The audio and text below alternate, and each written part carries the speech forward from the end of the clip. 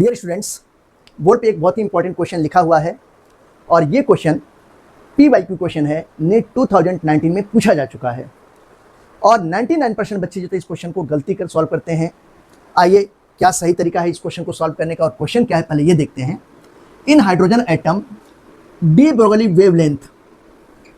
Wavelength पूछा गया है of an electron in the second Bohr orbit. Second Bohr orbit का मतलब होता है एन की वैल्यू 2 है। सेकेंड बोर ऑर्बिट में पूछा गया है और क्या पूछा गया है, डी ब्रोगली वेवलेंथ पूछा गया है। अगर इस क्वेश्चन को हम लोग सॉल्व करते हैं तो देखिए सॉल्व कर रहे हैं। मोस्ट ऑफ द स्टूडेंट्स क्या जानते हैं कि lambda equal to H upon M into V, ये डी ब्रोगली वेवलेंथ का फॉर्मूला है और इस फॉर्मूले से वेवलेंथ निकालने की कोशिश करते हैं। इस फॉर्मूले से आप वेवलेंथ नहीं निकाल पाएंगे। अब देखिए इसको हम कैसे करेंगे। डी ब्रोगली वेव इक्वेशन ये मॉडर्न एटॉमिक स्ट्रक्चर का पार्ट है। इसको हमको क्लासिकल एटॉमिक स्ट्रक्चर से रिलेट करना पड़ेगा। अगर क्लासिकल एटॉमिक स्ट्रक्चर के अकॉर्डिंग देखा जाए तो एंगुलर मोमेंटम का आपने फॉर्मूला पढ़ा हुआ है, mvr इक्वल टू nh/2 पाई। ये कौन सा है, ये बोर्स के एटॉमिक मॉडल का फॉर्मूला है।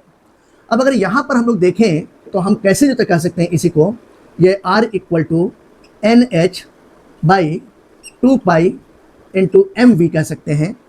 अब अगर इस 2 पाई को यहाँ पर ले जाएं और n को जो है डिनोमिनेटर ले जाएं तो इसी को मैं फिर से लिख सकता हूँ कि 2 pi r divided by n equal to h/mv। और ये h क्या है, प्लैंक कांस्टेंट है। हम जानते हैं कि h/mv जो तो किसके इक्वल है, वेवलेंथ लैम्डा के इक्वल है। तो मैं इसी फॉर्मूले को ऐसे भी लिख सकता हूँ, क्या लिख सकता हूँ कि 2 pi r divided by n, n is the number of shell, r is the what, radius formula, वो radius formula, and this is equal to the lambda, h/mv equal to lambda. ये फॉर्मूला हम लोग apply करेंगे। अब यहाँ पे आप देखिए कि n की वैल्यू कितना दिया है, 2 दिया गया है, पाई एक कांस्टेंट वैल्यू होती है, 2 एक नंबर है और r जो तो क्या है, ये बोर्स रेडियस है। अब बोर्स रेडियस का फॉर्मूला क्या होता है, अगर बोर रेडियस के फॉर्मूले की बात करते हैं तो ये r equal to 52.9 into N square upon Z. अगर इसको हम लोग सॉल्व करते हैं ये क्या होगा, ये पिकोमीटर में होता है, इस बात को ध्यान रखिएगा। यहाँ पे अगर हम लोग देखें तो ये 52.9 इंटू एन क्या है, नंबर ऑफ शेल है। Number of shell second Bohr orbit की बात कर रहा है, यानी कि जो 2 का स्क्वायर हो जाएगा। और हाइड्रोजन एटम के लिए एटॉमिक नंबर की वैल्यू कितनी होती है, जेड की वैल्यू 1 होगी, तो ये 1 हो जाएगा। यानी कि अगर इसको देखें तो हम क्या कर सकते हैं, 52.9, 2 का स्क्वायर मतलब 2 इंटू 2, ये पिकोमीटर हुआ। अब इस पिकोमीटर वैल्यू को, ये रेडियस की वैल्यू को मैं जो तक इस फॉर्मूले में जो तक पुट करने जा रहा हूँ, इस फॉर्मूले में अगर इस फॉर्मूले में मैं पुट कर देता हूँ तो यहाँ पे आप देखिए ये क्या हो जाएगा, lambda equal to 2 into pi, और आर की वैल्यू कितनी है यहाँ पर, रेडियस की वैल्यू ये 52.9 इंटू 2 इंटू 2, और ये नंबर ऑफ शेल है। Number of shell, Bohr's radius की वैल्यू कितना दिया गया है, सेकेंड बोर ऑर्बिट में पूछा गया है, तो ये 2 हो जाएगा। अब ये 2 और ये 2 कैंसिल हो गया। अब इसमें आप देखो कि 2 इंटू 2 कितना हो गया, 4 हो गया। जब इसको हम लोग सॉल्व करेंगे तो कितना होगा, 4 इंटू 52.9 इंटू पाई हो गया।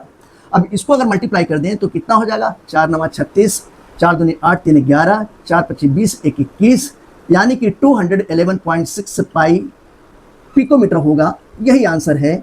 This is the correct answer for this question, ये 211.6 पाई पिकोमीटर। अब आइए देखते हैं कौन सा होगा।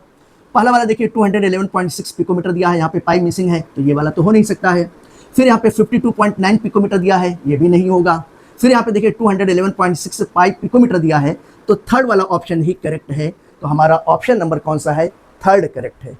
तो इस तरीके से इस क्वेश्चन को, कॉन्सेप्चुअल क्वेश्चन को कैसे सॉल्व करेंगे ये आपको समझ में आ गया होगा। अगर आपको मेरा वीडियो पसंद आया है तो आप मेरे YouTube channel the orbital tutorial को सब्सक्राइब कीजिए, लाइक कीजिए, कमेंट कीजिए, अपने दोस्तों के बीच में शेयर कीजिए। Okay, thank you for watching.